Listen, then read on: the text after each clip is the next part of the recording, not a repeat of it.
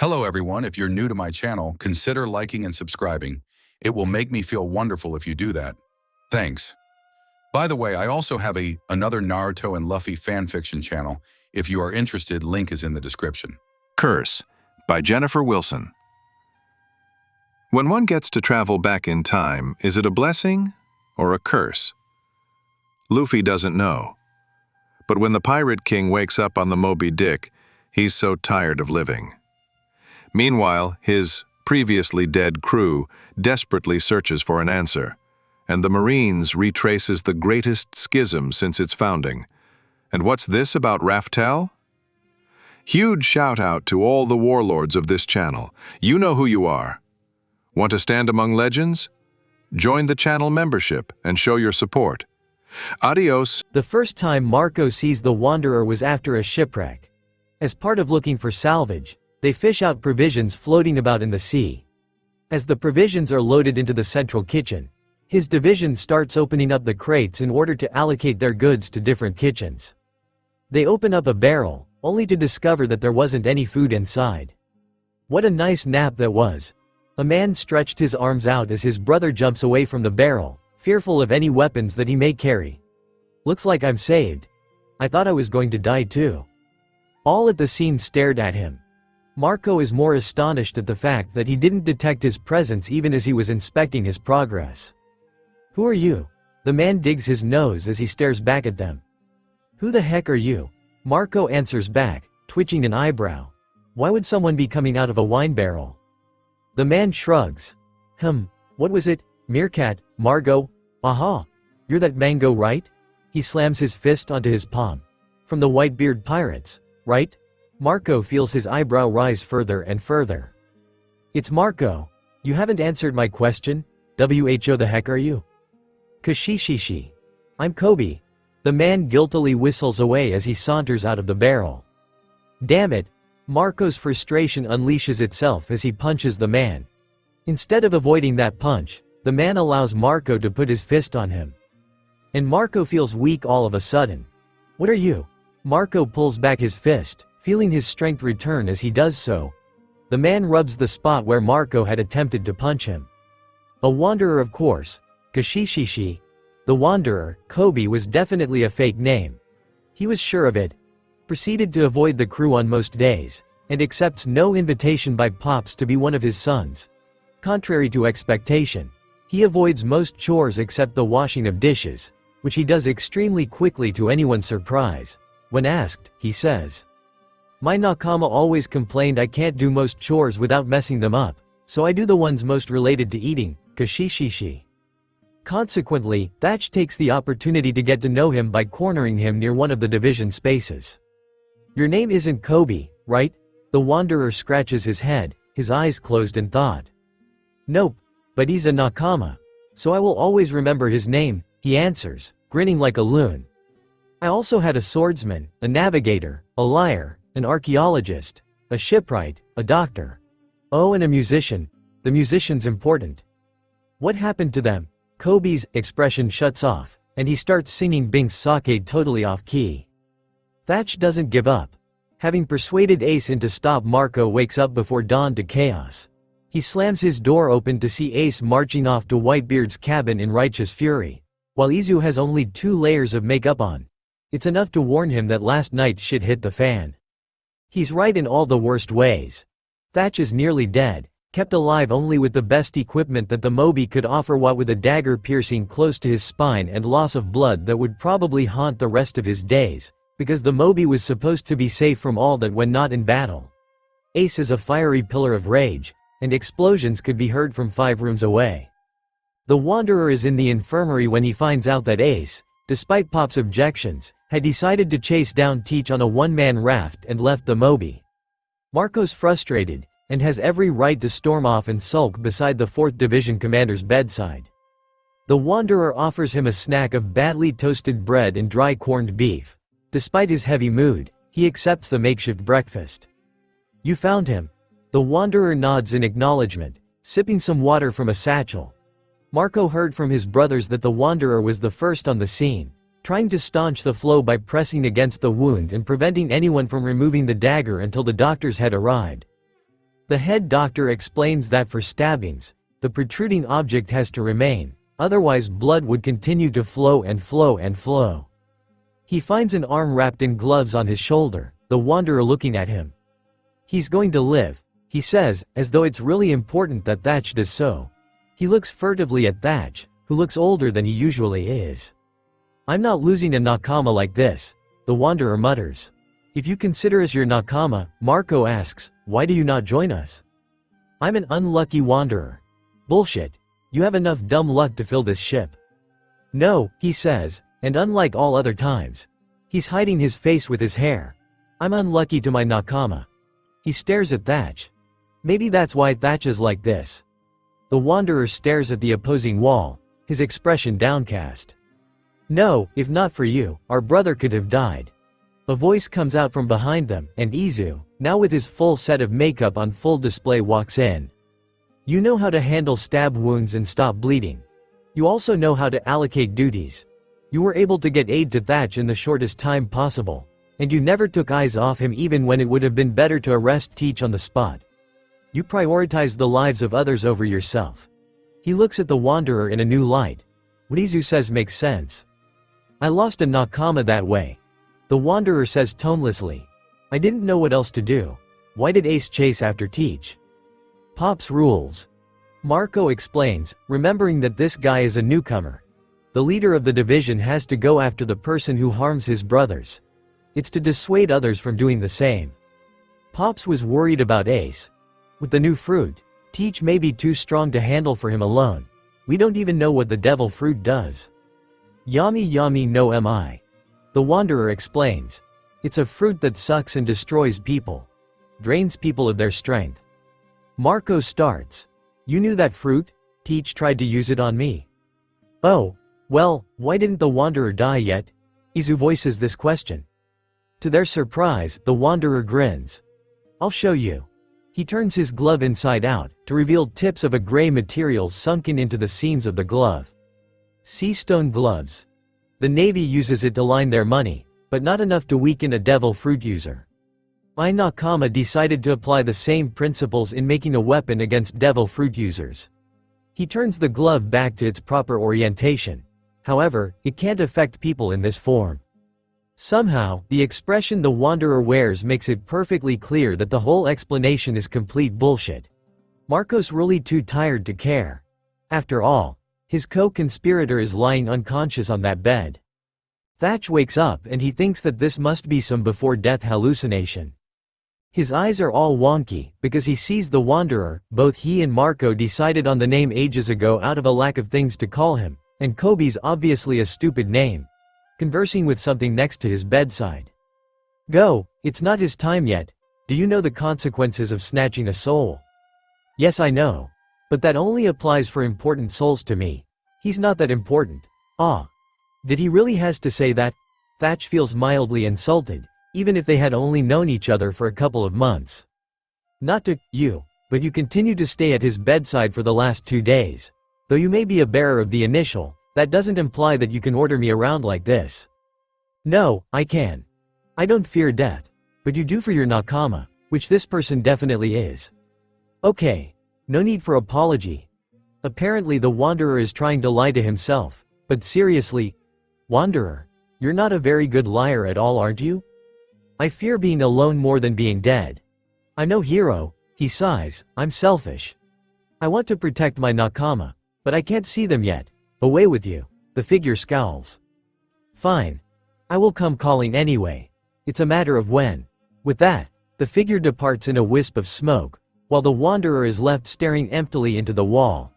He raises his hand as though reaching for something, and lowers it as though it doesn't exist anymore. Okay, so the wanderer can call on death, and dismiss him, or scare him away. Thatch could feel the darkness stretching him down beyond the abyss, and he's not sure if he would ever wake up again. His last conscious thought, before he finally sinks, is what is he? While Luffy is busy fighting alongside his nakama, how curious, to use the same reference to his crew. Ace is watching his brother closely. He recognizes some of the movements that his brother makes as being similar to the wanderer's. But the wanderer's fighting style uses bow staffs, similar to what the navigator carries.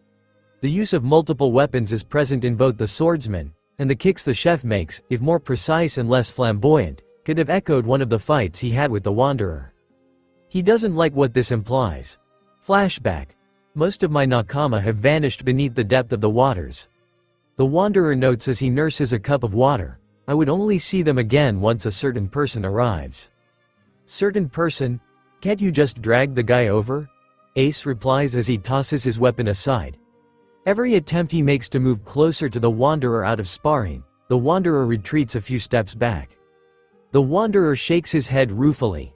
I can't rush him, it's up to him to decide how he wishes to make his journey. I really wish that the guy before him hadn't destroyed half my home island in his own quest. It would make things more difficult for the next guy. Once again, the Wanderer is stepping around specifics. It's so annoying. It's really been a long time since I saw them. I can't wait to see them again, he says, and smiles widely. He compares the smile to what his brother wears constantly. What event could have occurred such that this Wanderer doesn't smile anymore? Marco's sitting next to Thatch. The 4th Division commander's lying prone on the infirmary bed, and Marco can't help but think thank you whatever is above up there because seriously? Thatch just woke up and is now asking for food, and that's a huge relief in more ways than one.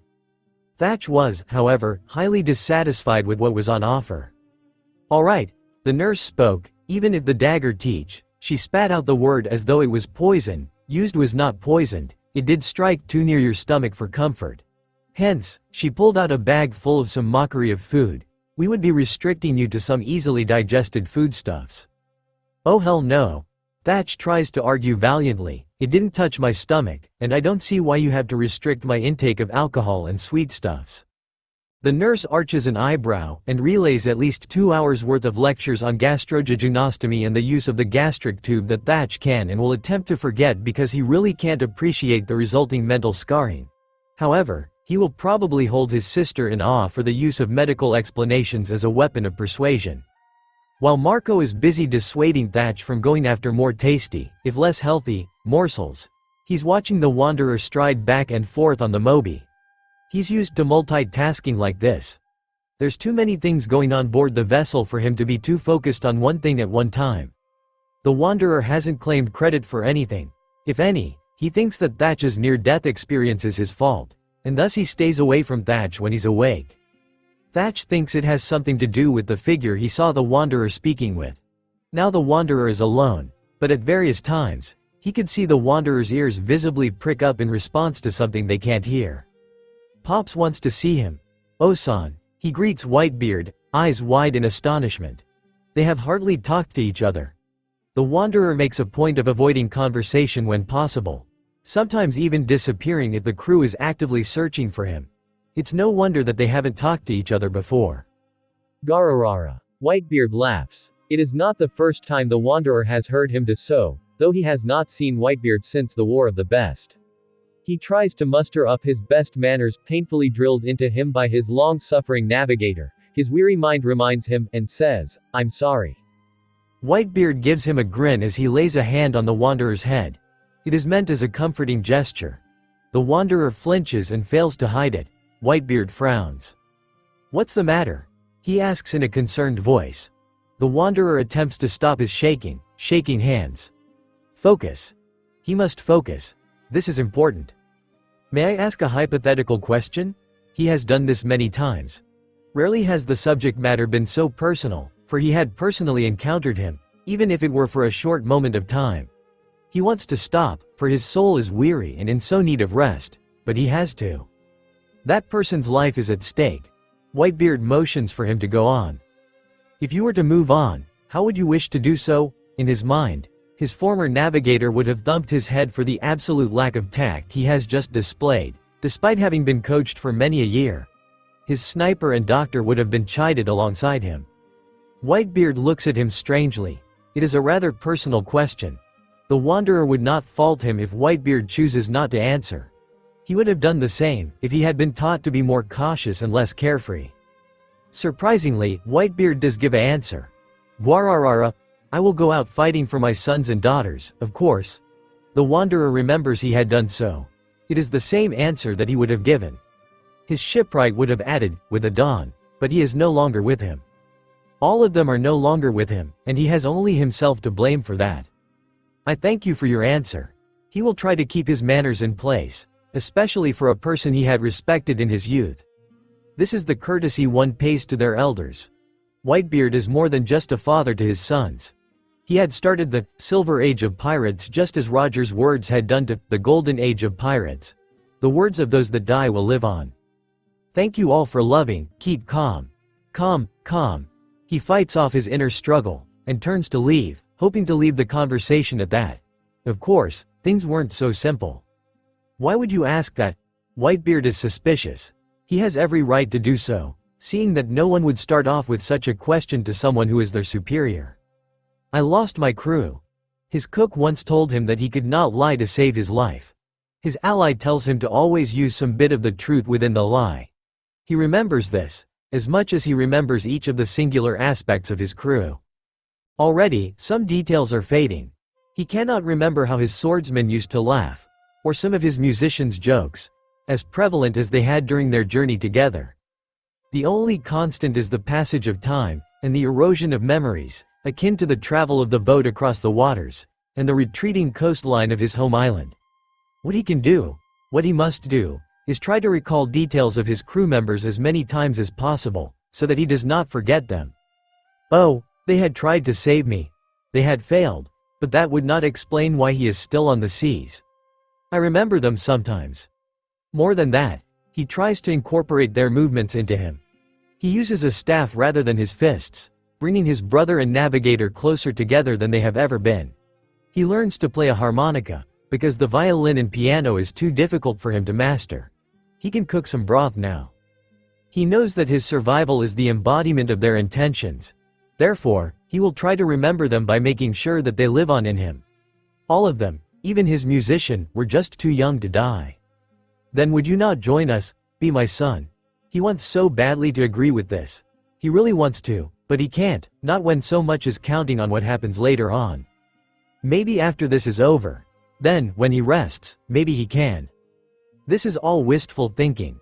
Where have all his dreams gone? Now ashes in the wind. How do you cope with your family leaving you? He knows he's dealt with it badly. In fact, even RO know he must not use their names, because he would seriously break down, and wouldn't that lead to a whole lot of trouble for him? Whitebeard looks at him seriously, similar to the way his crew had stared as he declared war on the government within his first year as a pirate. I drink sake. Whitebeard says, motioning the bottles of sake. Then I talk to my other sons, because they are hurting just as much as I do, and I celebrate the fact that they had lived a good life, and those who are alive are still here. That was how he dealt with Ace's death. He wants to ask a question, but he knows he can't, so he thanks Whitebeard for his answer, and leaves. Whitebeard-o-san, what happens if there's no one left then? Shell shock. Pops comments as he and Marco spy on the Wanderer. Guilt. Marco answers, remembering the sorrow-filled eyes when the Wanderer brings up his lost crew. He had been spying on the two's conversation while on watch. The look that the Wanderer bears is similar to what some of his crew members had borne after a large battle. When one keeps their mind trapped on something, they can never move on. The Wanderer is stuck in the past, haunted by the spirits of his former crew, and the heavy weight of his guilt sinks heavily on him. If Pops and the Whitebeard pirates had been more ruthless, he would have abandoned the Wanderer on the closest isle already, for there is no use for a crew member who lets his memories overtake himself. The next time we go ashore, talk to him. Pops asks, his face frowned in thought. He's not willing to say anything to me. Perhaps someone who's better at discussing these issues should involve him. Thatch and Marco were often the ones to get new crew members to open up. With Thatch on bed rest, he should be. But Marco is highly suspicious of the shadow that had lurked in the kitchens while he was on watch duty. It's up to Marco to handle it. He nods, thinking of how the Wanderer had acted on board the Moby during his first days. He had startled when some of his brothers had thrown things at him, and woe betide the one who had surprised him, for the Wanderer would yell at him. Of course, he would apologize afterwards, but that's not the issue here. Some never recover from shell shock. He thinks that whatever problems the Wanderer has, the Wanderer would try to keep to it himself. He turns and opens the door, heading towards the infirmary. He needs to discuss with Thatch on how they would approach this. But I have no one else to rely on, young Luffy screams, his desperate loneliness shining through. I can't go back to Fuchsia village. And I hate the mountain bandits. If I didn't chase after you, then I'd be alone. And being alone hurts worse than pain. Luffy? Ace asks, as they squat down at a corner where Luffy's crew can't hear them. The wind is unusually strong, hence most have their collars up as shields against the wind. The rest of the crew is secluded to one side, presumably to give him some space. Yes. Luffy is digging his booger and flicking it against the wind. To Ace's disbelief, the booger flies off tangent and lands squarely on the cook's face, provoking a disgusted sound. The brush of wind against the whistling reeds almost makes the wind sound as though it is laughing.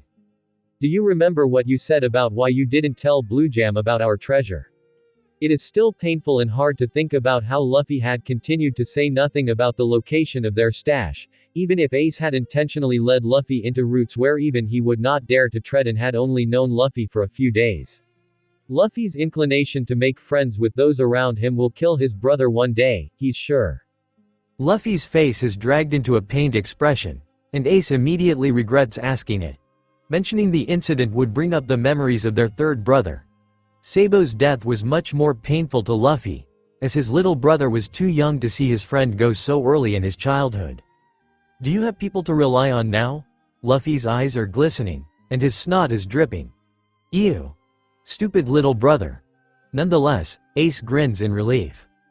Yeah, I have you, Zoro, Nami, Chopper, Sanji, Usopp, Sanji. Luffy chimes, and Grandpa and Shanks and Makino. He should be alright. He has so many people to rely on, and I don't think any of his crew would betray him. He is loved. Am I? He thinks of Pop's concern when he had left to chase after Teach. Marco's talk about how Pops treats his crew as his family, and calls them by such, and how Teach had betrayed that trust burns him more than what his devil fruit does. Thatch's jokes as they cheerfully showed Big Mom who was in charge on Fishman Island. Haruta's persistent pranks of the whole boat. Josu's serious face as he played chess against Vista, who's probably throwing petals everywhere even now on the moby. What would happen if he dies? Would they mourn him? Will those he had harmed both directly and indirectly curse his existence, the same way he curses his biological father? What happens to those he leaves behind? Meanwhile, oi, Marimo, what, should he cook?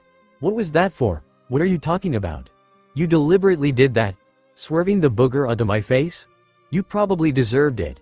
What, shitty moss head, you are asking for it, Diable Hambi. Now, our captain is bonding with his brother, don't fight. Ow, your finger flicks are as divine as ever, ouch. She's right you know, we don't usually get to see our captain's relatives outside of a fight. We should probably leave them to it.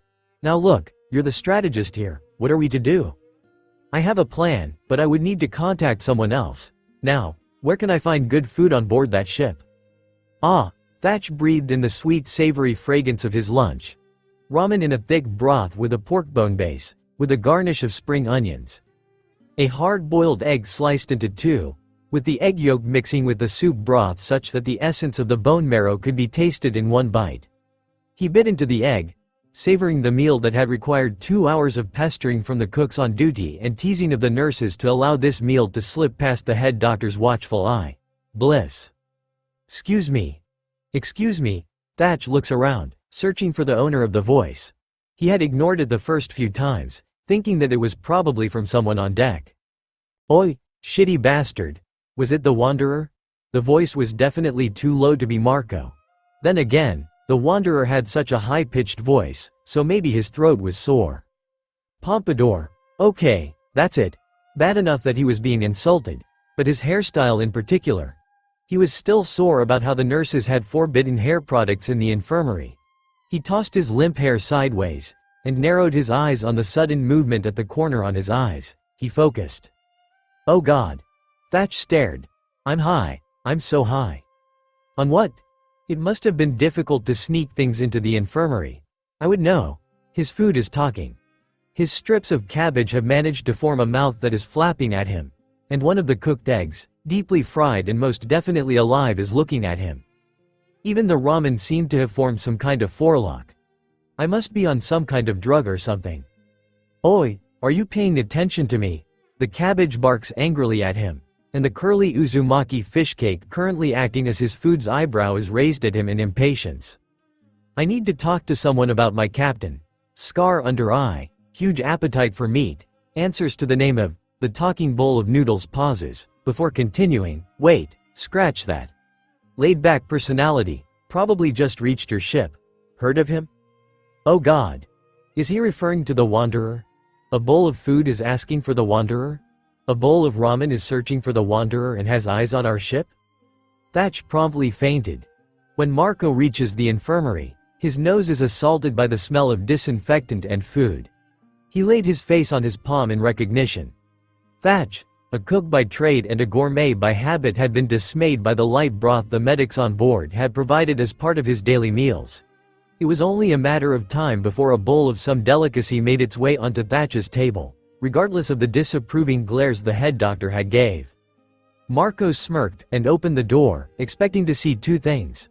A bowl of food on the table, probably ramen, and Thatch scarfing down the rest, irregardless of the fact that he would probably vomit it out. Marco did indeed see two things. Thatch lying on the bed, and… what the heck? Some figure had arose from the food. With a head made of syrup covered by noodle hair and egg eyes. It was as though a sea monster had made love with a spaghetti god.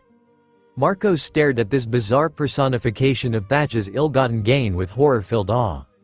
Oh good, he heard Thatch utter. I'm not dreaming then. Oi!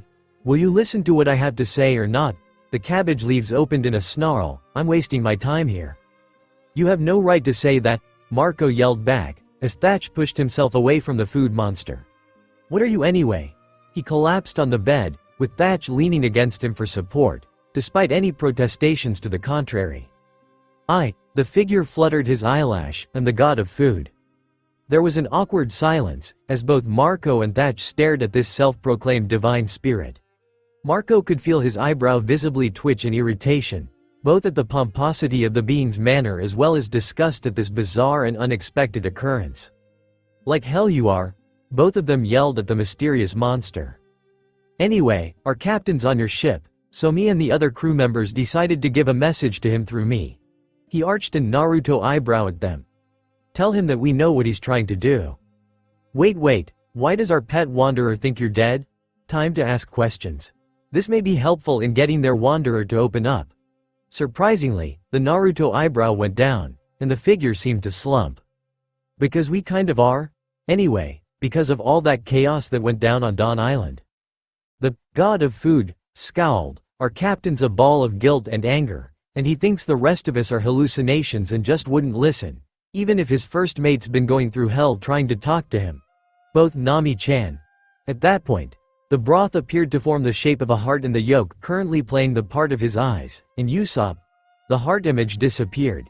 As the figure returned to its usual scowl, wanted me to ask you to help us act as middlemen.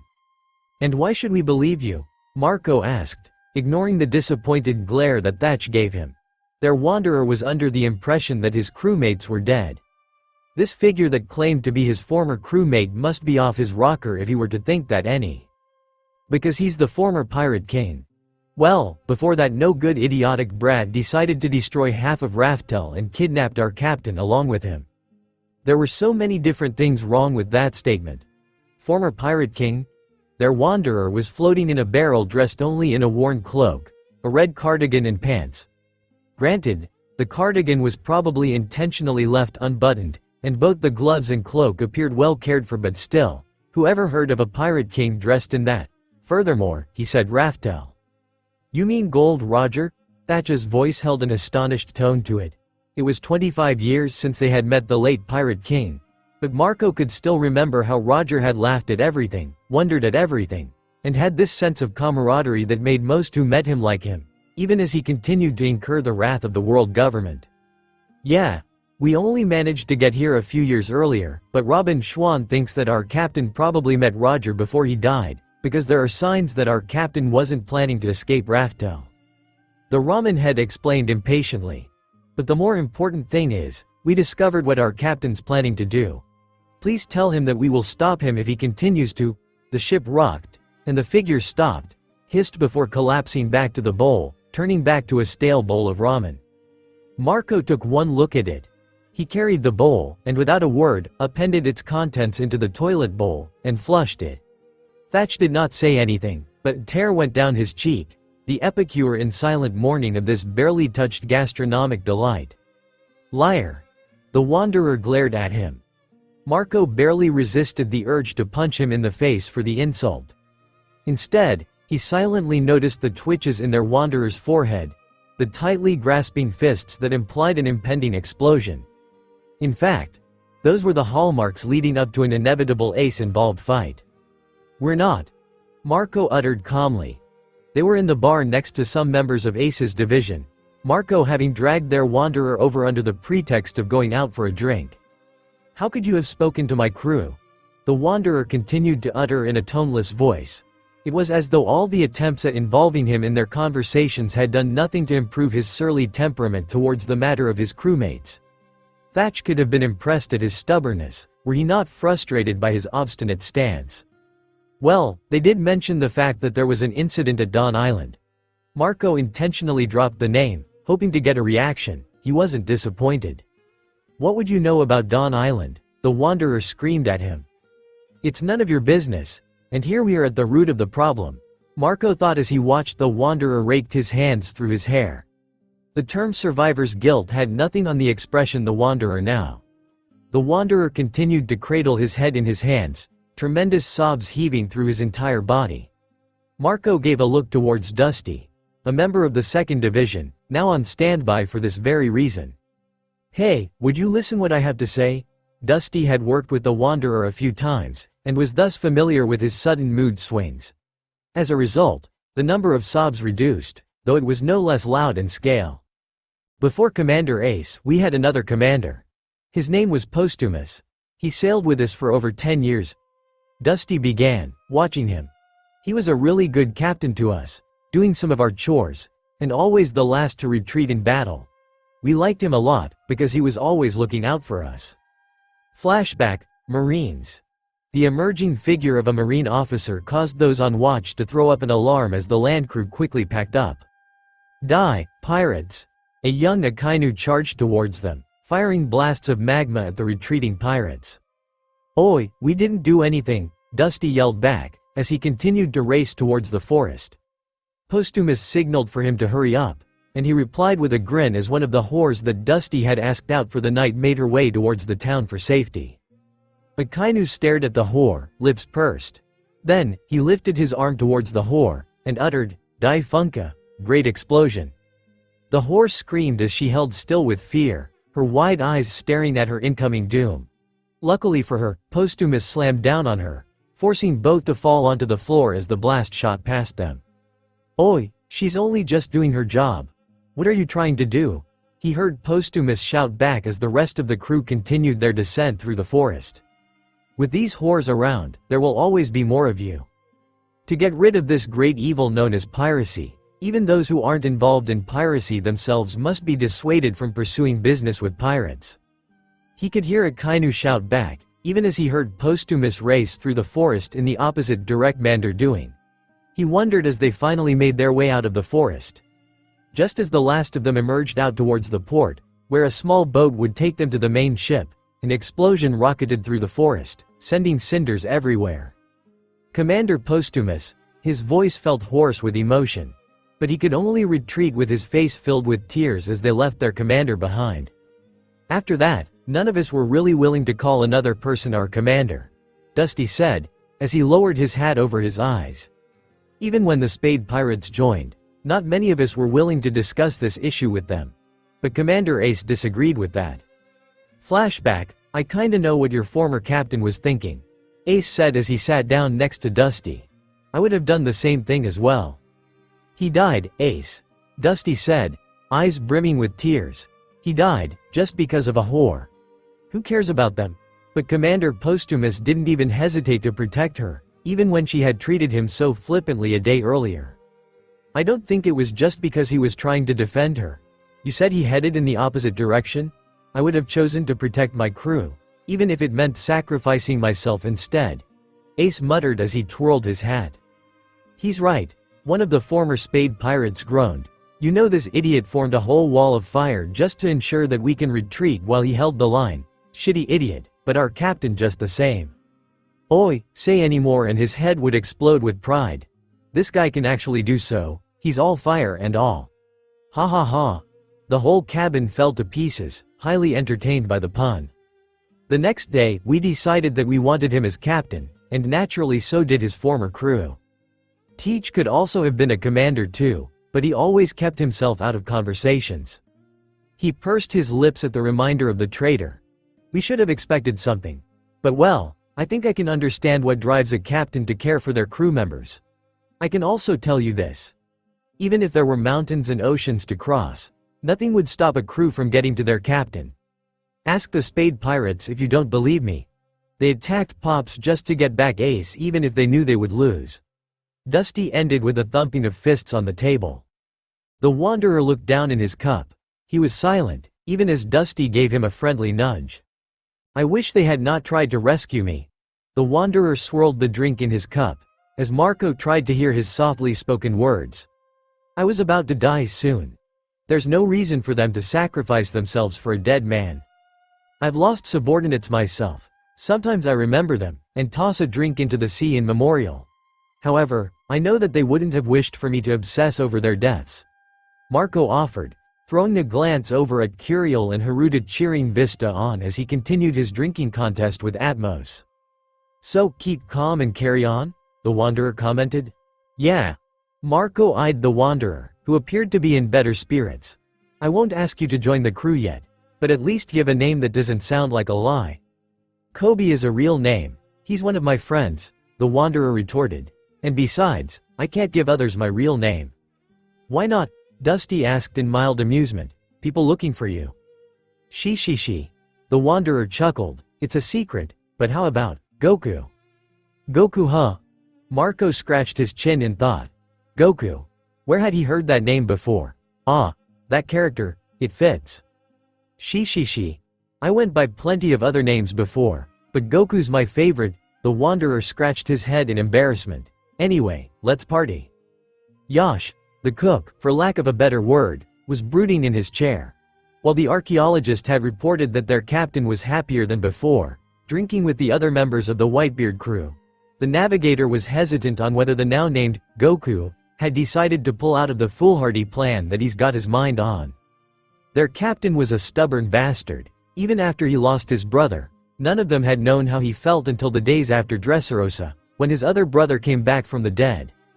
Their captain had been content to let the wounds, metaphorical, as if their ship doctor wouldn't notice literal ones, fester until their helmsman managed to talk some sense into him. Honestly, they didn't even know that he had a brother, not until said brothers talked to them. Speaking of which, he was on babysit duty today. While Luffy was merrily having a grand old time feasting on the royal banquet, the swordsman had decided to have a fight with his counterpart. Of course, it was a one-sided contest. Shitty sandstorm. The winds continued to merrily flip the sword away from Zoro's reach, one handle at a time. While Zoro raged and cursed, the cook face faulted as the gusts of desert air continued to juggle Kitetsu and a few other items. Of course, Wado Ichimonji wasn't touched. Zoro would probably have put in a lot more effort, and his counterpart wasn't cruel enough to steal this sword. And Zoro continued to use his sword to slash blindly in an attempt to remove his sword from the moving cyclone's strong grasp. Ha ha ha. He could hear his own counterpart laugh. The wind's on my side on this. Serve you right, shitty Marimo. While his counterpart was trying to make sense of the idea of Sanji both praising and insulting him in the same breath, Zoro took the opportunity to rip Kitetsu away from the sandstorm's grasp, hurriedly binding it to his waist. Be careful of the sandstorms. They've been known to carry people off. Vivi-chan. Ah, delightful sweet girl. How he missed her so much, commented as Zoro irritably bashed Sanji's head with the handle. As the two resumed their usual fight, the cook leaned back, as much as he was able to anyway, and admired the utter irony of having one's weapon stolen away from oneself by oneself. Ah, he wondered. What would the archaeologist make of this? Well then. The archaeologist watched members of the Revolutionary Army dash on board the Liberty, Dragon's flagship. She knew that Sabo was on board, charting the progress they were making in Centauria. By Eni's lobby, she couldn't help but feel her non-existent mouth smile at the thought. They would have managed to raise a successful rebellion there. Now, she knew that Sabo and her captain was close. She had also known through their 2 years separation, that Sabo was willing to do anything for his brothers. Would Sabo be willing to bring the revolutionary army on Ace's side? Or would he be more willing to take a backseat role until an opportunity occurs? It's only a matter of time. Much to their regret, Blackbeard had failed to fall prey to their numerous attempts at getting rid of him permanently. From sea storms to exploding gunfire, it was as though Teach was always lucky to survive, even when some of his crewmates were heavily injured. Their sniper was still sore about how Teach continued to escape his grasp. Maybe it's the will of the D, how mysterious that initial is, even after Raftel. No time to continue recollecting. Now, what was in that article? And how could she put forth a similar paper? She knew it had to do with Ace's execution at Marineford, and the deaths of Whitebeard and Ace by Blackbeard and Admiral Akainu. Idea. She could roll with that. It's the Qing Pirates. The Qing Pirates were a notorious group that had been raiding one of Whitebeard's territories. Boasting a crew of 68 men on board the Cheng Ho, their leader was reputed to have been a fan of Kaido. Now, she had struck out on her own in a bid to impress upon him her importance and entry into his ranks. For Marco, Goku and some of the 2nd Division, it was good practice. Prepared to board. For a crew like the Whitebeard Pirates, who were more reliant on their men to seize the boats rather than maneuvering of their ship, it was a better option for them to board rather than to fire upon the richly laden ship. Furthermore, the Cheng Ho boasted an impressive booty, having raided some of the tribute-bearing ships traveling towards Marijoy. Losing it by firing cannons were a waste compared to the possibility of gaining some more treasure. Dusty had acted as advance guard by jumping off an unmarked ship right into their midst, cutting down the helmsman as well as the lookout. The branch ship, on the other hand, had flown black flags, fooling those on deck. This allowed the branch ship to sail on starboard side, close enough to lower planks for the rest of the 2nd Division to start boarding. Of course, it was then did they flew Whitebeard's flags. Surrender your booty, and we'll leave your ship afloat. Judging from the defiant cries, they were both unwilling to surrender and ready for a good fight. Dusty grinned, fingers itching for his twin pistols. Due to Ace's absence, the 2nd Division had been suspended on ship raids, consigned to maintenance duty on board the main ship.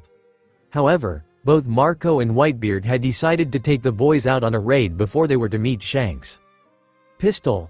Dusty heard Goku's yell reverberate below deck. Like Dusty, Goku had been assigned to take down the main combatants of the fight, ostensibly to earn some experience. Unofficially, there was a betting pool on how competent Goku was at raiding ships. Some of the 2nd Division felt that as Goku could fight without Ace holding back, he had to be on the same level as Ace. Others were more of the opinion that Goku's strength was reliant on the elbow-length seastone gloves he wore, and its effects on devil fruit users. When Dusty finally finished off the first mate he was fighting, he decided to take a look down below. Qing Shi had a bounty of 73 million bellies. While it was decidedly mediocre in comparison to any of the division commanders, it was still higher than the average non-New World pirate, and Dusty was slightly worried for the untried wanderer. Once he descended below deck, his thoughts stuttered to a halt as he inspected the carnage. Nearly all of those below were left unconscious or tied up, while Captain Qing was shivering as she tried to back away from the slowly advancing Goku, who looked almost bored with her. "Monster," she whispered, as the wanderer appeared to emit some sort of strength behind his glare. Qing's head fell sideways as froth accumulated at her mouth, the woman sinking into a dead faint. "Conqueror's Haki?" Dusty whispered, dumbfounded.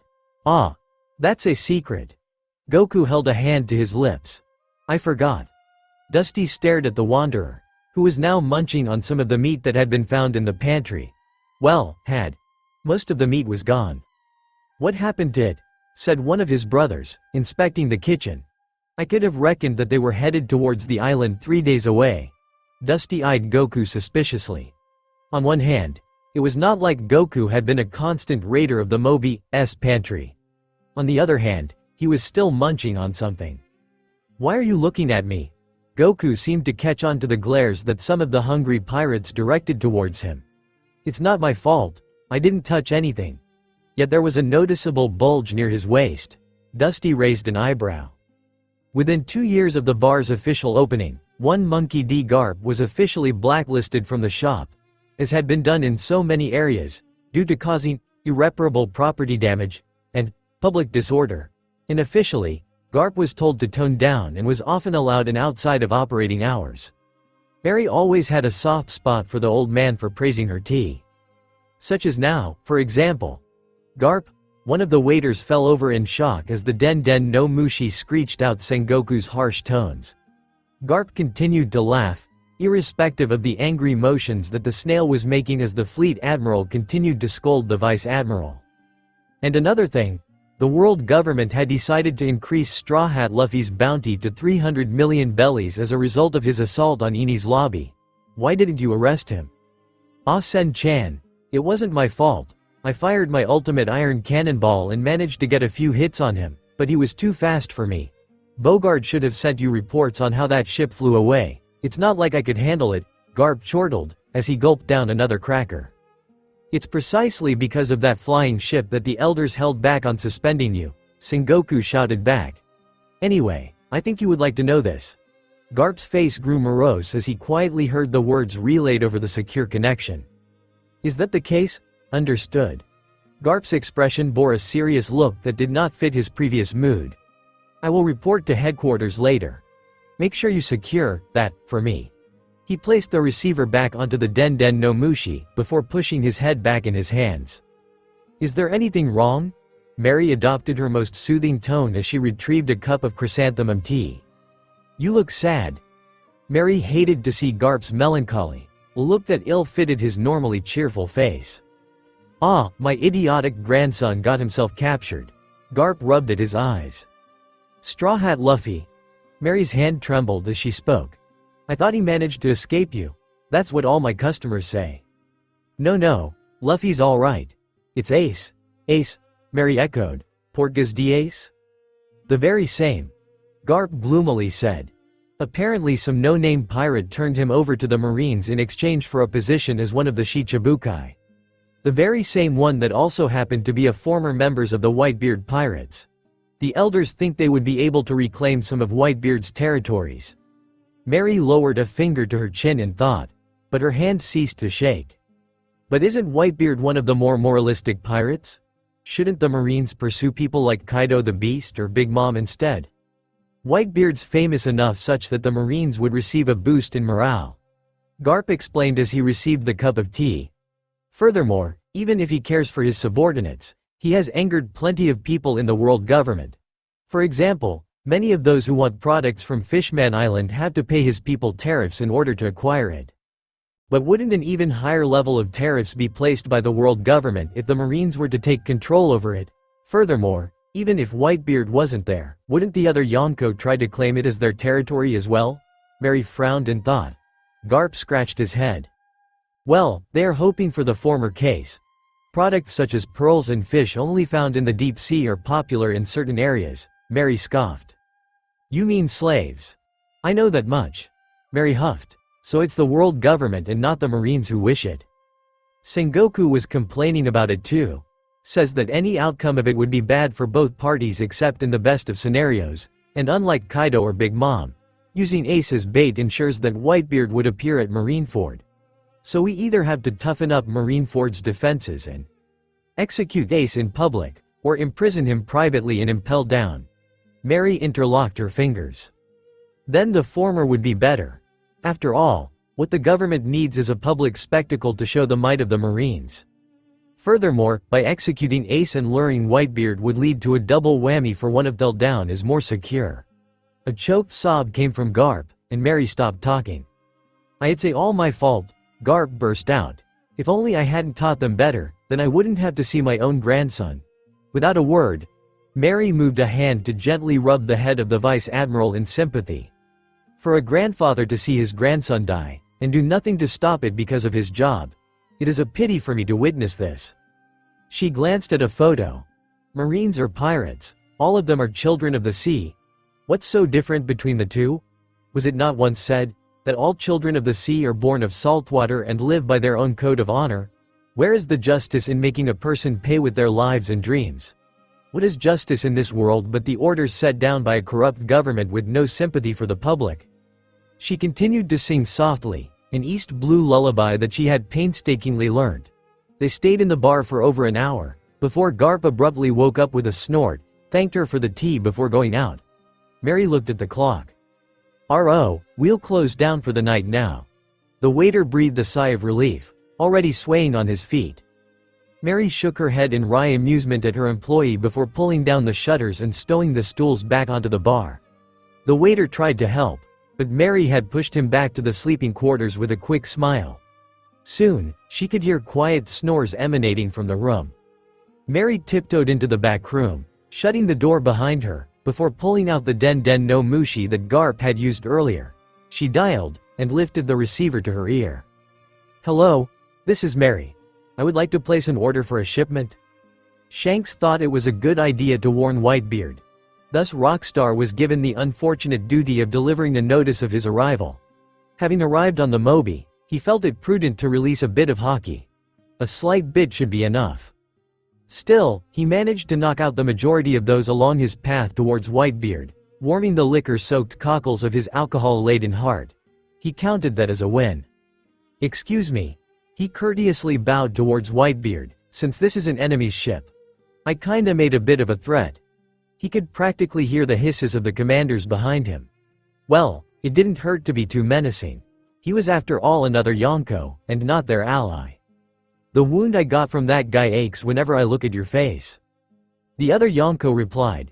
"Ooh, was he getting weaker?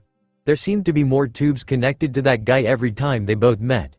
Shanks recalled the time when Roger and Whitebeard had their rituals, aka engaged in a fight, and smirked inwardly. It's hard not to respect the guy who fought your captain on equal ground after all.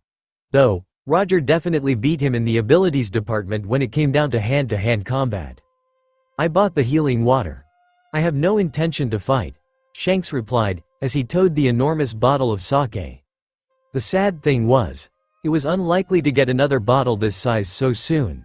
Most wine bottles weren't made for Whitebeard's height and strength, and it looks like they would have to take another trip to West Blue to resupply on booze soon. Ben would handle it. "I'm here to discuss something with you." Is that really something that comes out the mouth of a man whose hockey is in its full force? Bastard. Wararara. Whitebeard laughed as he folded his arms. Shanks gave another smile, before turning towards the presence of someone with a powerful killing intent.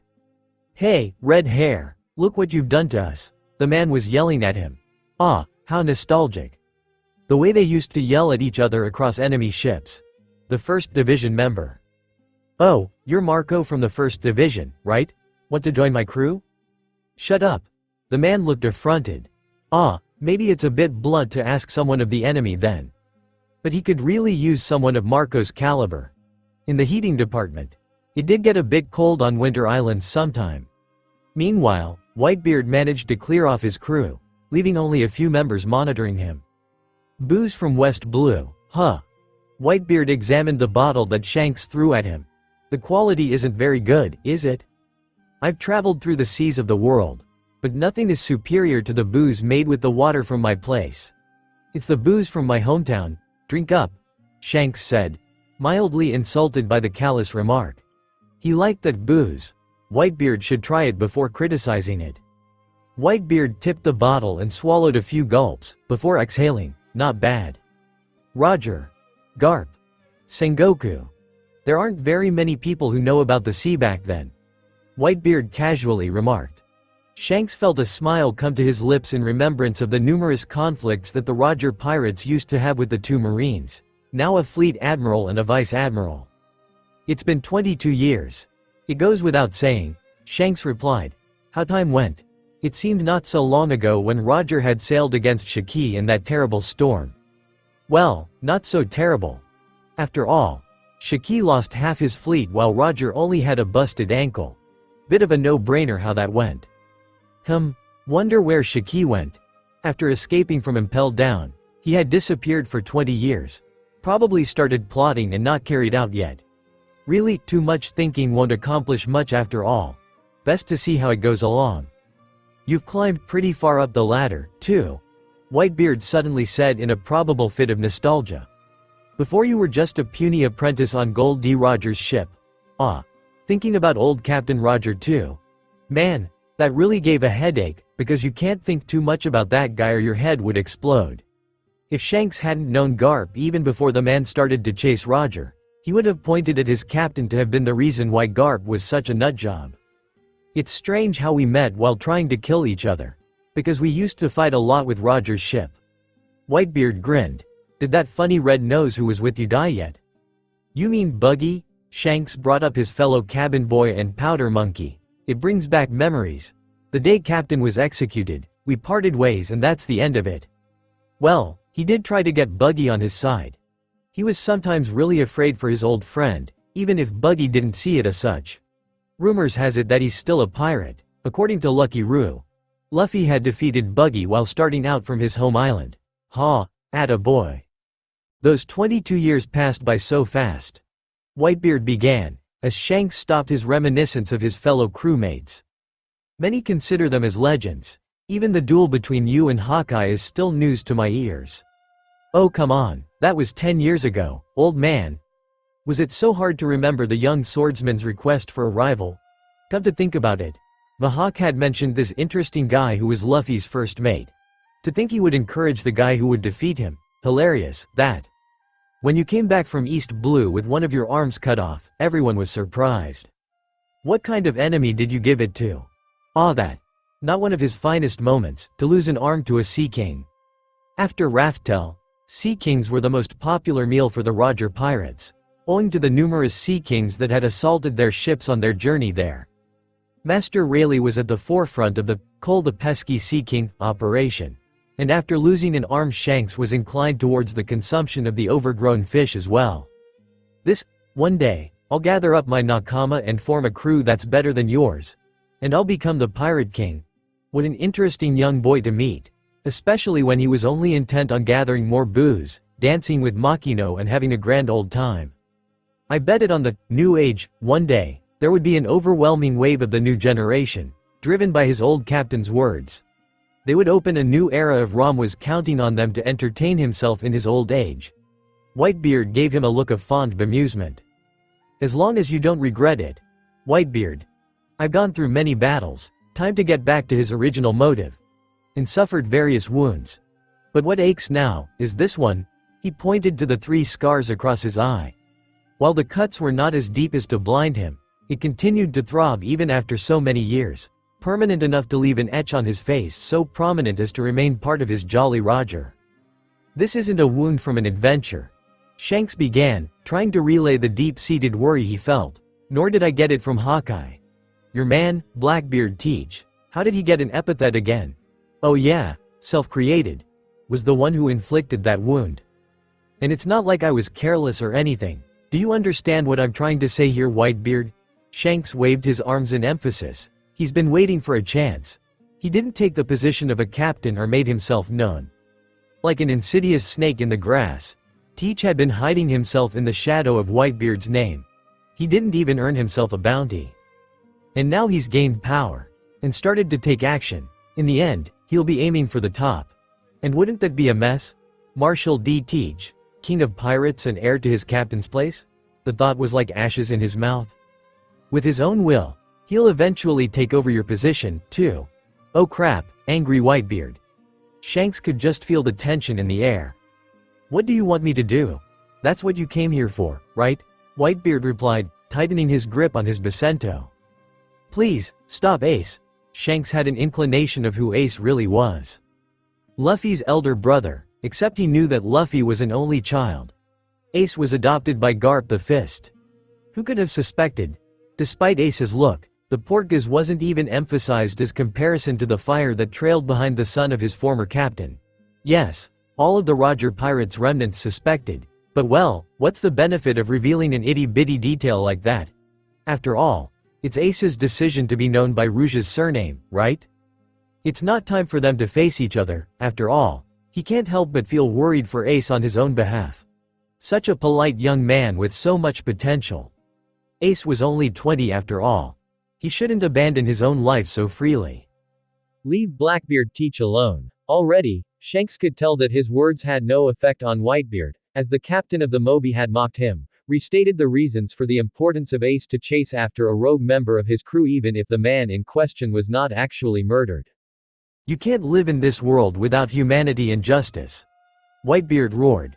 It's my responsibility to give that stupid teach a lesson about that. Do you understand, fool? Shanks threw his cup aside as Whitebeard tossed the sturdy bottle of sake away.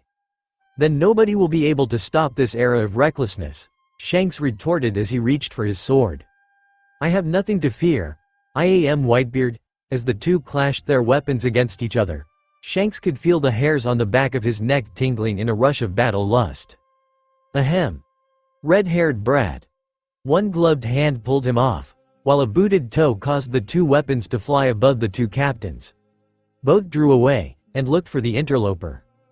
This was when Shanks' thinking apparatus derailed, and took a swan dive off the boat. He felt his jaw permanently dislocate itself, and a cool chill went down his spine as though he was back in the crazy weather island again. Calm yourselves down. You're causing the weather to go crazy. Whitebeard stared at their interloper in shock, his killing intent fading away. Shanks was still trying to reconcile the sight before him with what he was hearing. How is he here? You, he pointed an accusing finger at the person responsible for interrupting the fight. Me, brat. The last inhabitant of Raftel folded his arms. It's Goku, by the way. Goku? You changed your name again? Shanks felt his worldview shift back to its original, lopsided, position. All was right with the world again. Good. What happened to Saru? Got boring. Goku rubbed at his nose. Now settle down, you two. Marco had been informed of the events on board the Cheng Ho. Sure, he suspected that Goku, who was a captain with a great deal of experience in the Grand Line, would possess Conqueror's haki. But still, he hadn't expected Goku to be of this caliber. Case in point, separating Pop's Bacento and Shanks' sword with his, admittedly armament-enhanced, foot while pulling them both away with almost next to no effort. Both he and Jozu had stared as he lectured the Yonko on how they were driving the weather crazy. It's not good to fight so seriously, and honestly, they didn't need to fight when both were concerned about Ace's safety. Pops appeared to be surprised by Goku, though it was expected, seeing that even Marco, who was not involved in that conversation, had not even noticed the Wanderer until he was right in front of them. It was Shanks' reaction who was more interesting. First he had stared at Goku, pointed at him and called him a brat, then regained his composure and then mentioned yet another alias that the Wanderer had went by. Did he even have a name? Marco didn't think so, but judging by Shanks' reaction, both knew each other extremely well. Even if Shanks was surprised at the appearance of the Wanderer on board the Moby. Suddenly, the ramen being, Marco was determinedly not calling him that stupid epithet. He still had his dignity. Words came back to him. Because he's the former pirate king. Well, before that no-good idiotic brat decided to destroy half of Raftel and kidnapped our captain along with him. Wait, if Shanks recognized him, then surely he could confirm what the being had said. Maybe he should ask Shanks later. Goku, how's been the last 22 years? Come sit down with this old folk. Shanks could be seen excitedly patting, or rather hitting heavily, the Wanderer on his back while pouring a cup for him. The Wanderer seemed to be trying to edge himself further and further away from the redhead, only to be pushed back by Shanks. Meanwhile, Pops appeared to be intent on questioning their Wanderer, sitting himself back in his chair while gazing at him in the "I'm the captain" way that made the Whitebeard pirates unable to lie to him. Marco really wants to know what's going on right now. Shanks, please stop. There are two people overlapped on him. One is of that cabin boy that had arrived on his island 22 years ago, still wearing the straw hat passed down by that idiot. The other is of his Shanks, older and filled with less energy after a long battle. He shakes his head to clear his mind, before sipping some of the alcohol that Shanks had offered. Oi, geezer. Mind telling me why you're here? And not with our captain, Shanks seemed to silently add. Of course, Shanks was probably going to get his answer. Goku kid and would never lie to him. The images seemed to have steadied, and he could focus on the empty space on Shanks' head. I was bored, bullshit. Shanks immediately replied. You never left your position in who knows how long, so why would you do so? Even when Captain Roger wanted you to leave with us, You only stayed until we reached another island, and continued to stay there. Well then, maybe I left. It's entirely up to me where I choose to go. He answers back, because lies always contain a truth in them, as his former sniper tells him to do. Then you wouldn't mind telling me who you are then? Whitebeard laid those trusting, goddamned eyes on him. Eyes that were thankfully not like Edward Weevil, which still brought chills to him to think of, but full of honest curiosity. It's refreshing to see such human eyes again. He forces himself to relax, breathe in, breathe out. He knows inwardly that this curse shall fall on others should he allow the same events to occur. He is determined to end this cycle once and for all. I'm the former Pirate King. Roger was my successor. The Wanderer says bluntly. His ears prick up at the intakes of breath that he could tell are from some of the Whitebeard division commanders. The crew on board the Red Force is too far away to hear him. It's none of their business anyway, seeing that Shanks had his chance at glory already. The former Pirate King? Whitebeard appears amused. He is, Shanks said. Gave us all a scare when we were off the coast of Raftel. Goku here stayed on Raftel for a pretty long time, 25 years? Maybe. Shanks is giving far too kind an estimate. He thinks he's been there longer, but he can't tell, not without dates and calendars to keep track with. Guararara, Whitebeard appears to find this amusing. So your crew? I heard there was an incident in the infirmary from Thatch. Damn, thrice damn. He could practically hear Shanks' curiosity leaping out at him and waiting for its turn. He's not wrong. Oh, do tell. Shanks comments, snickering. Marco? The 1st Division commander comes running over, pretending that he wasn't eavesdropping on him with the rest of the commanders. He makes a pretty good liar, especially when he surveys the odd group with a raised eyebrow. Tell Shanks what you saw in the infirmary. Whitebeard waves a hand at Shanks. The Ramen started talking to us. His deadpan answer sends Shanks into tears of laughter as he continued to roll his body on the deck of the moby, his fist banging on the floor. He wonders how Whitebeard had dealt with that statement. What the? Da-ha-ha-ha-ha-ha. Shanks finally breathed in for air. Sounds better than the introduction we had towards Raftel. All the Sea Kings started attacking us regardless of the sea stone coating on the Oro Jackson. You never told us how you did it. Well, it didn't help, did it? Your bloody fool, the captain still managed to destroy half of my island through an accident. Guararara. Whitebeard thumped his chest in agreement. Sounds like something Roger would do. Wait. Marco stared at Goku in disbelief. So you're the actual Pirate King? That brat took my title for a year before dying, didn't he? Goku raised an eyebrow. So I have to maintain my post for longer than I expected. So do you still have the I know what's going on in the sea ability? Shanks interjected. Because I would really want to know where Ace is right now. Ace is none of your problem, idiot, Marco retorts, face turning red. He's one of ours. Well, he's rushing to his death then. Because Teach is far too powerful for Ace to handle. Records of the fruit that Teach is reported to be using means that any devil fruit user, especially a logia one, would have trouble dealing with, Shanks argues, rising to his feet. I won't see Luffy's brother dying in that sort of way. Enough. Whitebeard roars. It's not some magical ability. Goku rolls his eyes. But I have received a message from one of my contacts. He's been captured on board Teach's vessel. He had not wanted to say that out loud. Oh shit. Forget what I just said. What? Did he seriously say that? The sniper said, shaking his head in disbelief, of all things to blurt out. Yup. The swordsman replied. Seems like after all these years, our captain didn't change one bit. The cook was on present captain watching duty, so the swordsman simply lazed around for the first time in weeks. He's relaxing for once. Things are going to get interesting, the archaeologist commented, and the sniper could almost see the smile playing on her lips. This is just terrible. The sniper continued, wringing his hands. If Captain is going to continue down this path, he won't. The navigator crosses her arms. Can't he see? We're changing things. Ace won't have to die. At what cost? The sniper says. Look at Logatown. If we hadn't intentionally weakened the Buggy pirates, Buggy wouldn't have had the opportunity to attempt to execute our captain. You had to send that lightning strike down on the execution platform so that our past selves could have had the chance to escape. If we had not intervened in Alabasta, then Ace wouldn't have been caught so quickly. Things are changing so fast that we can't predict the consequences. So do things as it be then? The navigator shouts at him, and he could feel the storms roiling. A slight tingle running down the back of his neck.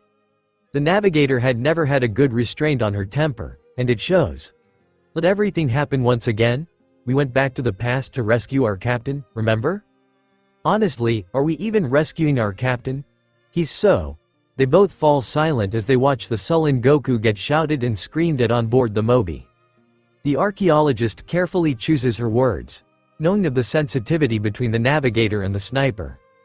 He's broken. But they're handling it better than we are. The sniper hates to admit it, but the archaeologist is right.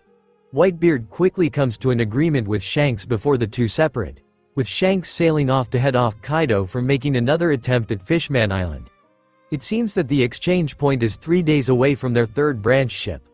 Once they reach Teach's ship, because with their captain and his knowledge of the seas, Ace's rescue could be easy.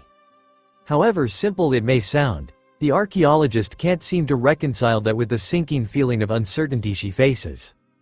Thatch unhappily looks at the infirmary, where more of the Whitebeard pirates lay after a fight with Blackbeard. Blackbeard is strong. He is also uninterested in them, judging by how quickly he defeats the branch ship. With the awarding of Shichibukai status, Blackbeard wreaks havoc on the crew, with the Marines cheerfully ignoring the onslaught as they continue to carry Ace to impel down. Thatch should have participated in the attack, but because of the whole betrayal and stabbing and all, he was stuck at the infirmary while Marco is burying all the dead crew members. Fuck. Pops is enraged, and because Marco is busy dealing with all the shit that went down, no way he's ever substituting Marco. The man has to be a living saint. Thatch decides to talk to him. And Goku is most probably hiding in one corner, because that guilt complex would make him blame himself for blurting out where Ace was. Thatch was so going to take another shot at this after the hoo-ha that was Red Hair Shanks' revelation of Goku's former kingship status. When he sees the scene, he finds that maybe no intervention was required after all. Goku is talking to Whitebeard civilly, face bearing a wide smile as he pulls out every diagram that they have on Marineford and impelled down and drawing up more if necessary. Sure, his drawing skills are absolutely ridiculous. Thatch could not recognize that as a stick figure. He refuses to think that that is a symbol of a person. But it was as though he knew how the security was like, from which guards were at impelled down and their possible rotations, to how Sengoku was probably going to defend against them. Sengoku's expecting you to sail into port, so he will put this encircling wall around. Orders have been coming in for thick steel plates, so I don't think your earthquakes will have any effect on them. Goku had arranged blocks in front of a structure tentatively titled Marineford, which looks more like an accurate representation of an island. All admirals are in place, so expect armament hockey from them to defend against your tremors as well. Aokiji's going to freeze the place, so ships wouldn't able to get past. He appends a bucket of ice water on the structure.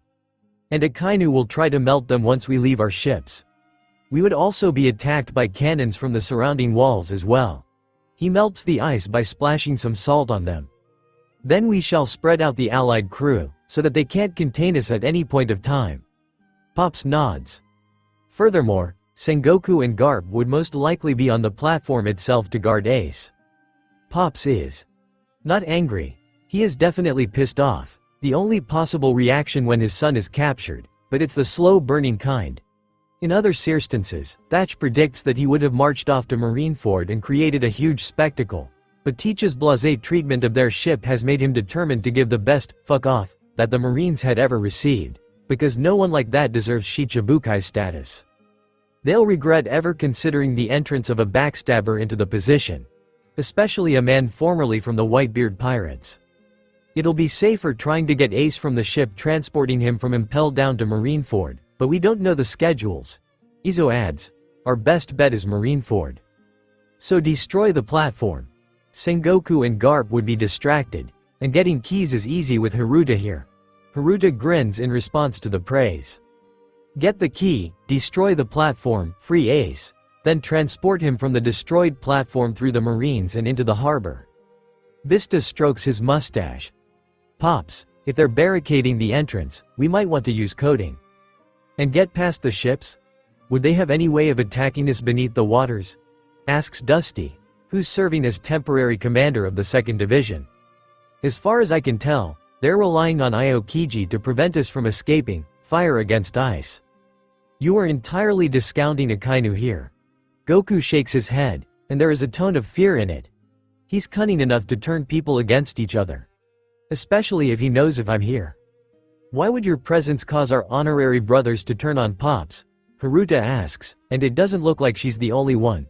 Goku shrugs. Former Pirate King, remember? Loads of people remember Roger. Once they find out who handed the position of Pirate King to him, they'll be gunning for my head.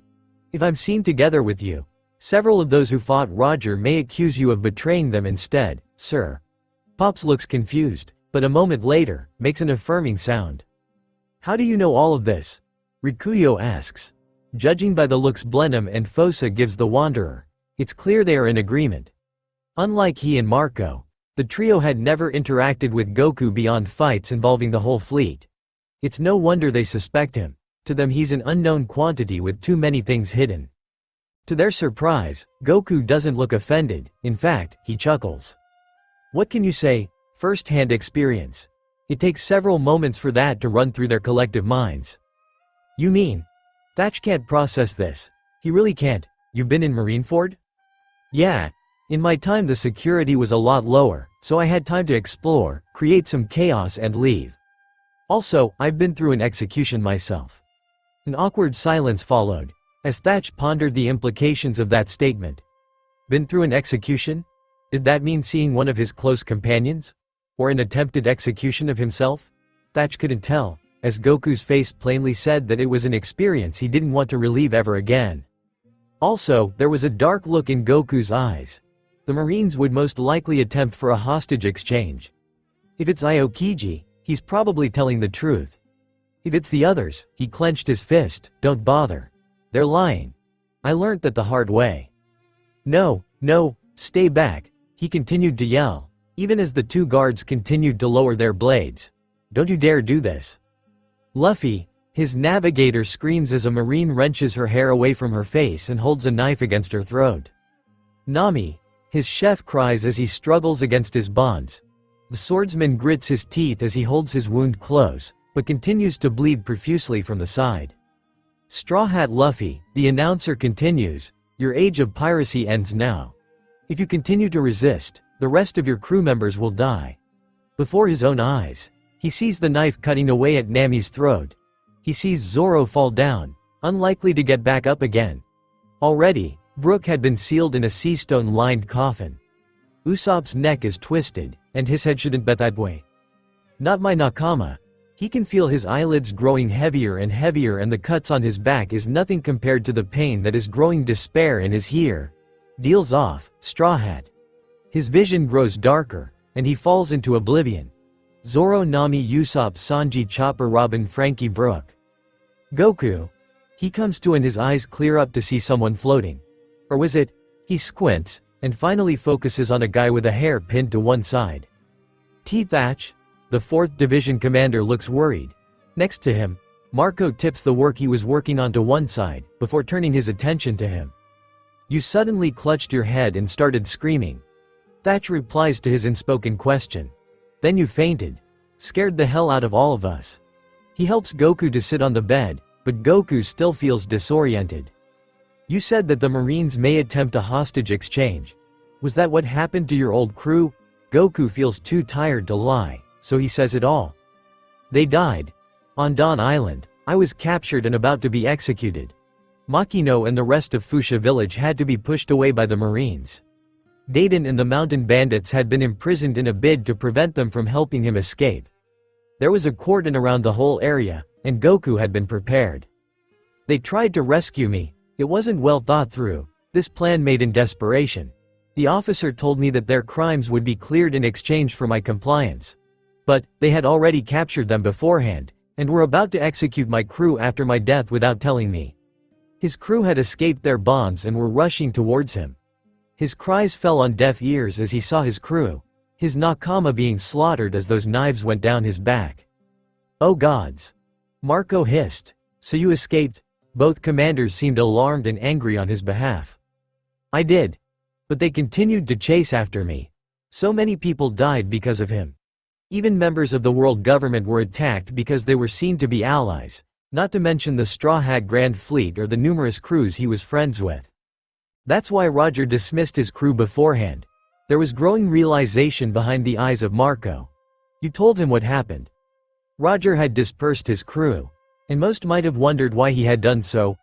Most didn't know that the Marines had chased after every woman who was unfortunate to be pregnant at that time. He was so busy during those few years. That brat really gave him so much trouble. I warned him. Roger had been unhappy to do so, but he had reluctantly agreed. That was the reason why Shanks and Buggy continued to remain under the radar until they chose to make a name for themselves. He felt underneath his shirt, where 2 scars marked the entry of those knives into his body. I helped protect them, as a service to my successor. Oh. Thatch gripped the bridge of his nose tightly. Then, he startled. Wait. I've never heard of this. When did this occur? Goku somehow finds it himself to grin in mischief. That's a secret, one that he would bring to his grave. Robin, her captain asks as he plays with his finger. What did that inscription say? She answers. It's a theory on time. It says that the world follows a certain order. Time would always push for a certain series of events to take place. An order? Her captain frowns. That sounds boring. Who wants to tell others what to do? Robin thinks back on her past experience. Her captain had always been against orders, be it from the Marines, the world government, or even from those more powerful than him. In his mind, the Pirate King is the one who has the greatest amount of freedom. It's no wonder he disapproves of it. It's not one person. She answers. It's an entity that is never commanded by another. Judging by the confused look her captain gives her, Robin simplifies the explanation given earlier to the rest of the crew. Say our destiny and dreams are like a piece of woven cloth.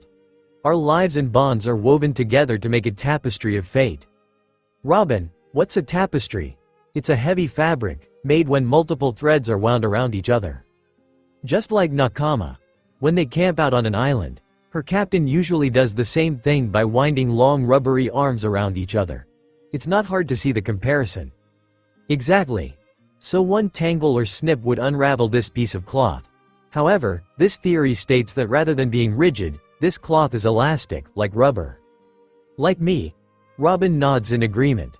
A bouncy person full of joy is exactly what her captain is. She finds his happiness contagious, and smiles. It snaps back to its original position, and resumes its course. Her captain's face turns into a frown. A while later, it turns into a smile. Robin is amused by this sudden turn of events. So that means if we stretch the rubber, and hold it down with something, it can't go back to its original form, right? Sometimes, it's nice to receive a pleasant surprise. Her captain's clear insight on some days happens to be one. It's still a theory though. She reminds him. What's a theory? Edit. Thanks to Black Griffin 101. I realized the similarities between You Are Not Alone, by Jade Tatsu. Thus, the last part of this is rewritten. Go check it out if you are free. Bearer of the D, he turned to see the spirit hovering next to him. Hi. The wanderer waved merrily as they continued to sail towards Fishman Island. How's it going? You seem to be enjoying yourself. There was a polite query to his tone. Are you still aware that your time is running out? There was an awkward silence before the wanderer burst out laughing. He chuckles. So what? I know how elastic it can be. So I will keep to it. He rubs at his sea-stone-tipped gloves. Why have you come? You are an interesting article. The figure concedes as he does the equivalent of sitting down. Your current crew is persistent. The wanderer drops his smile, and frowns in dismay. That's not good. How long can you continue? This incident in the infirmary bothers him. For the second time in many years, he casts back to long ago during his failed execution. He remembers how his cook had not been seen, but he had seen a mop of blonde hair lying down. It is far too late for him to have regrets, and he was not the sort of person to go back on what he has said and done. Maybe long ago, he would have further gone on to ignore his past, but now, he is increasingly reliant on his past to support his upcoming actions. He knows it is wrong, but sometimes one has to use the past as a guide to one's future, and he hopes that the mistakes he had made would not repeat again. Up until then. The figure shakes his head. I cannot delay any further. He reaches up a hand to rub the figure gently on the shoulder. The figure startles, turning towards him in dismay. It is no wonder, for no mortal had ever comforted him in that way. Many flee before him, and those who bear the initial D may smile, but they are still hesitant. This boy is unique. Thank you for giving this favor. The boy says formally. I appreciate your effort. The figure shrugs away, brushing whatever touch the wanderer had made on him. It was not a favor. The figure argues. It was an exchange. Before the wanderer could interject any further, the figure turns on its heels and vanishes. The wanderer silently gives a nod of understanding, before turning towards the deck. He knows that the figure would come soon anyhow. It is a matter of who he chooses.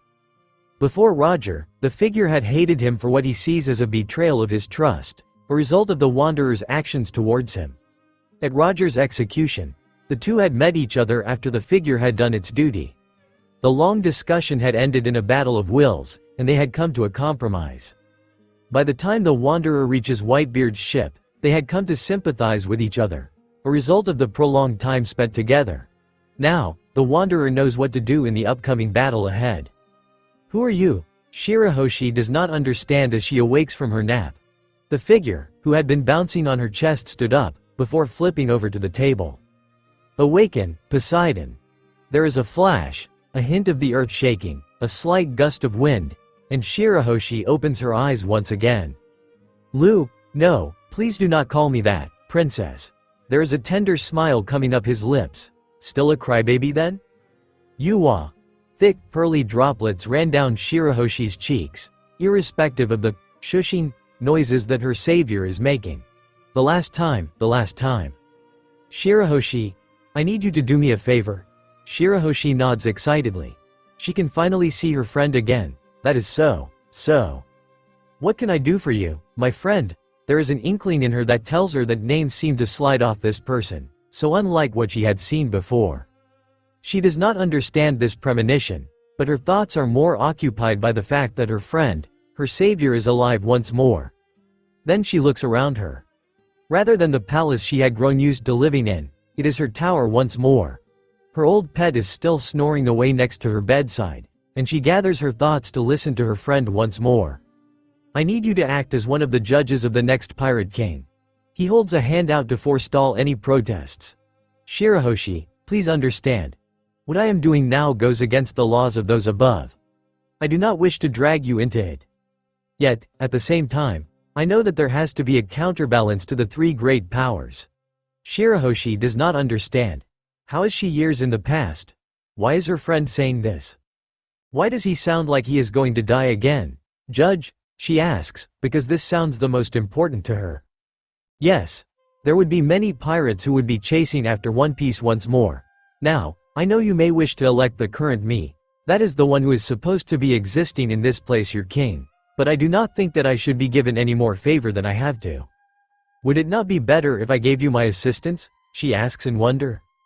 Knowing my younger self right now. Her savior shakes his head. No, he still wants an adventure. Should you tell him anything, he would not choose to follow anyway. That is his nature, and I know it all too well. No, reveal nothing. He emphasized his last word, nothing on what I had done, nor what may follow. He taps on her upper arm, and the strange sensation that had been present after her awakening disappears. There. I got rid of Vanderdecken's mark. He touches her finger. I am sorry for leaving you trapped for the next 2 years. Shirahoshi shakes her head. She has had freedom for a very long time. Yet her friend had been. Can I ask you a question? Shirahoshi knows sadness. She has experienced many forms of it even before she meets her savior. Are you planning to? Yes. I think I will. He answers, crossing his arm. But unlike before, he smiles widely. I think I'm going to be laughing. Thank you for giving us passage, Neptune. Whitebeard tells his old friend. Neptune laughs as he waves away the guards.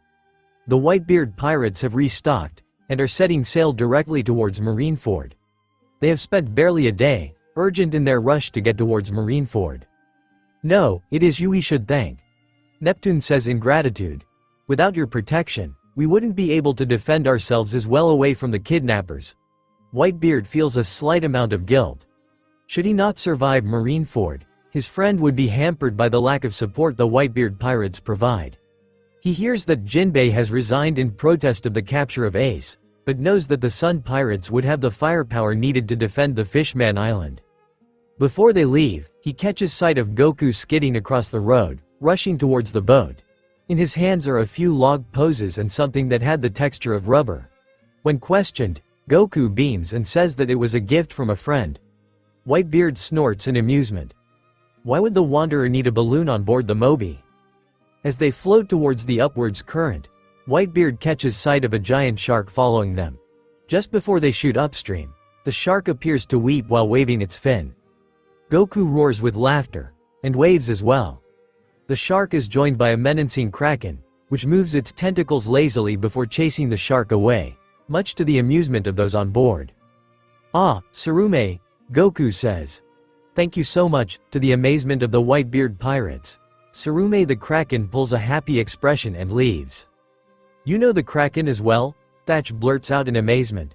"The Kraken's known for destroying those it comes across." "Yup. We go a long way back. I helped it out with its family, and he helps me in return." The Wanderer grins. "It's nice to see him. I like him very much." EHHH. Thatch and the other pirates tilts their heads in disbelief.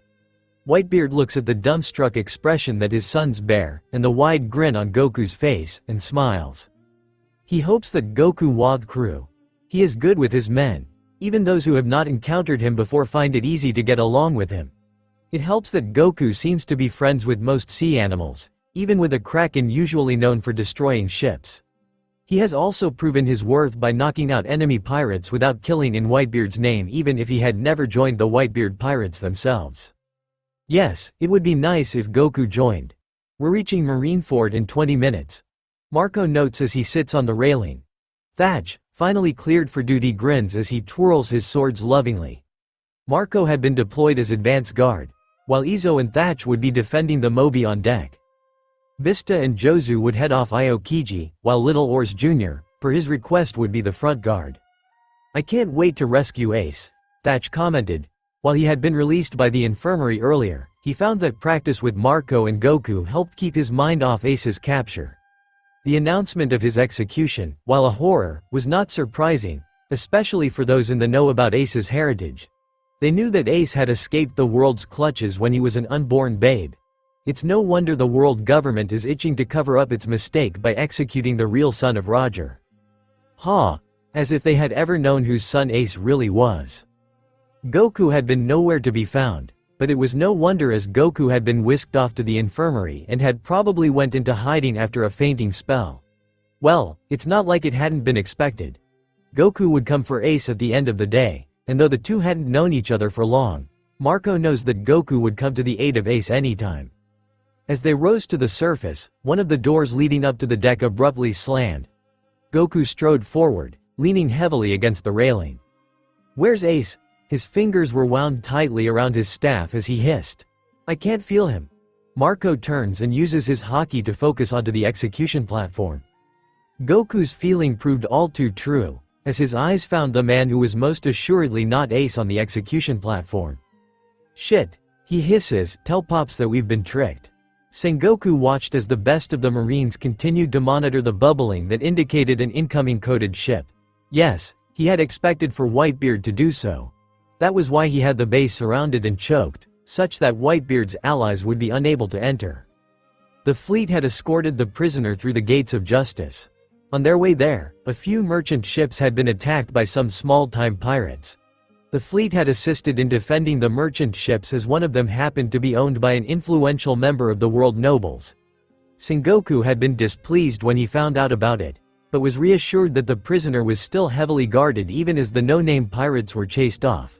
Despite the increase in traveling time, there had been an all-clear signal sent by the commander of the fleet. For every Whitebeard, there were 99 others of Big Mom or Kaido. The pirate age that had been started by Roger had to be quelled or at least mitigated by the killing of Whitebeard and Gold the Ace that day. He had also hoped to showcase the pacifistas. Vegapunk had reported that some abnormality had cropped up with the original, but the rest of the tyrant's copies were fully functional, and thus Akainu had advocated for them to be used in place of the missed firepower that Kuma's absence would have caused. In fact, they should be arriving right now. "Where is the fleet?" he shouted on the Den Den no Mushi. The commander on the other side of the line whimpered. "We've been tricked." The Den Den no Mushi cowered away as Sengoku's grip tightened on the snail. "When we reached the gates of justice, we decided to check on the prisoner. Those pirates had vanished with the prisoner." "Where is he?" Garp was rolling on the floor with laughter, tears of relief evident in his eyes. Sengoku, long inured to Garp's ways, ignored him with the experience of 30 years of being his friend, and continued his one-sided shouting match with the commander. "We don't know," the Den Den no Mushi said in fright. "When we tried to pursue the pirates, they were nowhere in sight. It's as though the seas have stolen Fire Fist from us. Find him." He hung up, and turned towards the broadcasting Den Den no Mushi. "Abort the execution. We don't have the prisoner right now, so all hands on deck, we have to defend Marineford." As if to console him, the water started bubbling even more furiously beneath the water. Whitebeard was here. "We choked the bay already, how are they still coming?" said one Marine commander in horror. Sengoku narrowed his eyes on the distinct bubbling.